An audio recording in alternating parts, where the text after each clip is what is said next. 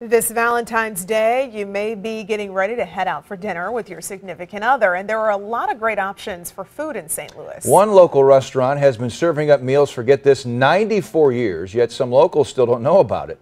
News 4's Corey Stark highlights the proud tradition at Al's Steakhouse. Just north of downtown St. Louis at the corner of North 1st Street and Biddle Street is an unassuming building. It's painted white, it has no windows, and the sign in front simply says Al's. But there's much more to this building than the eye can see. We are the oldest single family, single location restaurant in St. Louis. And when you walk in the doors at Al's, you're transported to a fine dining setting filled with history and stories that have helped shape St. Louis into what it is today. Is there any other place in St. Louis like this place? I don't think so. It's pretty unique. We're pretty unique, yes.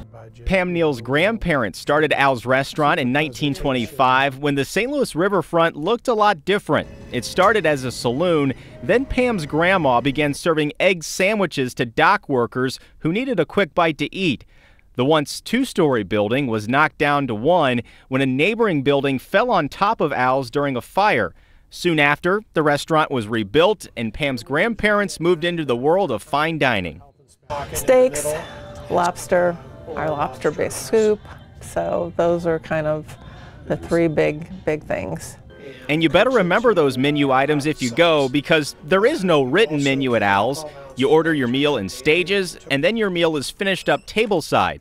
The whole experience takes about 2 hours. Here you're not only having a fine dining experience, but you're getting a little history lesson too. And for 94 years, what a history it's been. The ownership has been passed down generation to generation. What's just as impressive is the list of people who have dined at Al's, like St. Louis sports figures Jack Buck and Stan Musial. Also some of the biggest names in music, like Bon Jovi,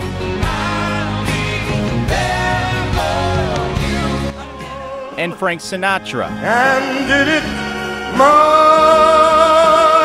way.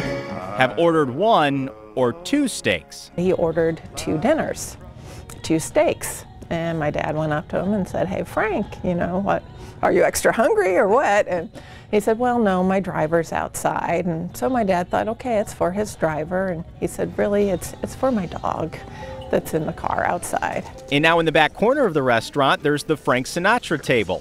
Some of St. Louis's biggest corporations hold board meetings at the restaurant, and Gary and Pam say some of the biggest decisions that have shaped the city have been made within the walls of Al's.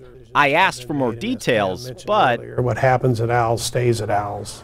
So inside this windowless building are many stories that we'll never know, and the owners intend to keep it that way for generations to come. There's just no way to let go of something like this. Corey Stark, News 4. An average meal at Al's costs about $50. That's without a drink. And as they say, what happens at Al's stays at Al's.